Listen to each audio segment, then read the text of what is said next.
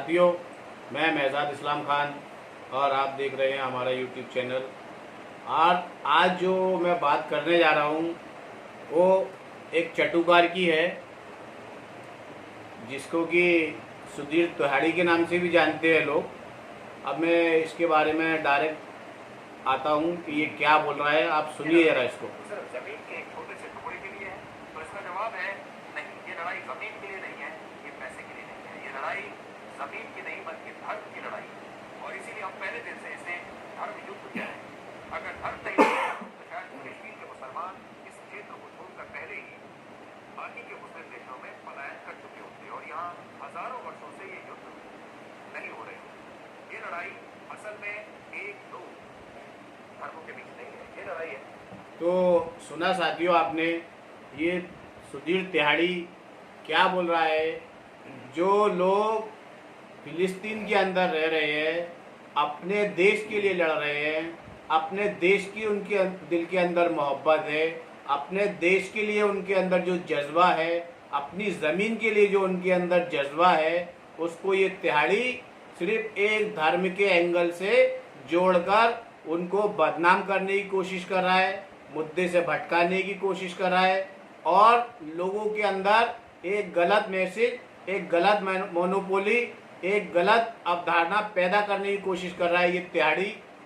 क्योंकि ये तिहाड़ी उनको क्या बता रहा है कि ये लोग अगर अपने धर्म के लिए नहीं लड़ रहे होते तो अभी तक अपनी सरजमी छोड़कर चले जाते।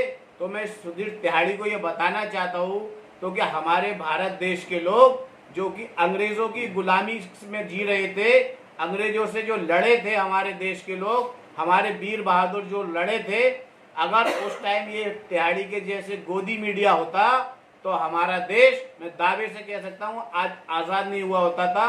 क्योंकि ये तिहाड़ी लोग जो आज़ादी की लड़ाई है उसको भी किसी तरह से आतंकवाद की लड़ाई साबित कर देते थे और तलवे चाटने में और अपनी जेबें भरने में और अपने खुद के फायदे के लिए, अपने खुद के ऐशो आराम के लिए ये तिहाड़ी लोग जिस तरह से उस टाइम अंग्रेजों की गुलामी कर रहे थे, आज उसी तरह से इसराइल की गुलामी के कसीदे पढ़ रहे हैं, उनके लिए बड़ाइयाँ कर रहे हैं, उनके लिए बड़ी बड़ी बातें कर रहे हैं। और जो लोग मजलूम लोग हैं, जो अपने आप को गुलामी से बचाना चाह रहे हैं, जो उनकी कई सालों की गुलामी है, जो कि इसराइल ने उनके ऊपर कब्जा करके रखा है।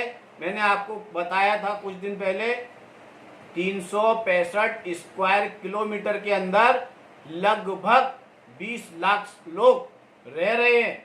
अब वो 20 लाख लोग गुलामी की जिंदगी गुजार रहे हैं। यहाँ तक कि उनके घर में अगर कोई बच्चा भी पैदा होता है तो उसकी अपडेट उनको, उसकी नोंदनी, उसका उल्लेख इसराइल के अंदर कराना पड़ता है। अगर उनके यहाँ किसी की मौत हो जाती है तो उसका उल्लेख इसराइल के अंदर कराना पड़ता है। उनको अपना मुल्क का नाम तक लेने की आज़ादी नहीं है।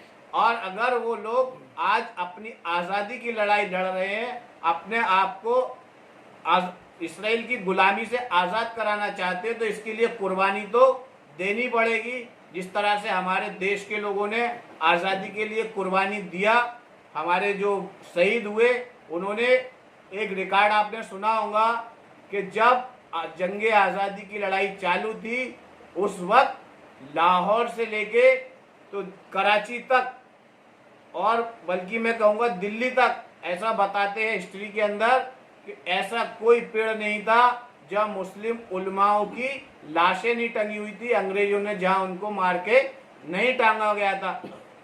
अब जब वो लोगों ने कुर्बानी दी थी, उसके बाद में हमारे देश को आज़ादी मिली थी। और इसके अलावा दूसरे मजहब के लोगों ने भी कुर्बानी दी थी। ऐसा नहीं है कि सिर्फ मुसलमानों ने ही आज़ादी में कुर्बानी दी थी, हमारे सिख भाइयों ने भी कुर्बानी दी थी, हमारे हिंदू भाइयों ने भी कुर्बानी दी थी। और हमारे देश में जितने भी धर्म के लोग, जितने भी जाति के लोग रहते हैं, उन्होंने सब ने कुर्बानी दी थी जब कहीं जाकर हमारा देश आज़ाद हुआ। और अगर वो टाइम में ऐसे तिहाड़ी जैसे लोग होते थे तो वो जो लोग आज़ादी के लिए लड़ाई लड़ रहे थे उनको अंग्रेज लोग आतंकवादी कहते थे, तो ये उनके सुर में सुर मिला के ये तिहाड़ी लोग उनको आतंकवादी कहते नहीं थे, बल्कि तो मैं तो कहूँगा कि उनको आतंकवादी साबित कर देते थे। तो इनकी मेंटेलिटी और इनके जैसे घटिया पत्रकारों को, चटुकारों को हमारा देश क्या संज्ञा देना चाहेगा, ऐसे लोगों को क्या जवाब देना चाहेगा। मैं चाहूँगा आप हमारे ये जो चैनल पे आप देख रहे हैं वीडियो, इसमें कमेंट सेक्शन में इसके लिए जो आपकी राय है वो ज़रूर दें और हमारे वीडियो को आगे भी शेयर करें, जिससे कि और बाकी लोग भी इसके बारे में क्या राय देते हैं हमें भी मालूम पड़े और देश को भी मालूम पड़े और इस जैसे चटुकारों की क्या जगह है वो इसको भी मालूम पड़े। इसके साथ आज की मैं मेरी बात ख़त्म करना चाहूँगा। जय हिंद, जय भारत।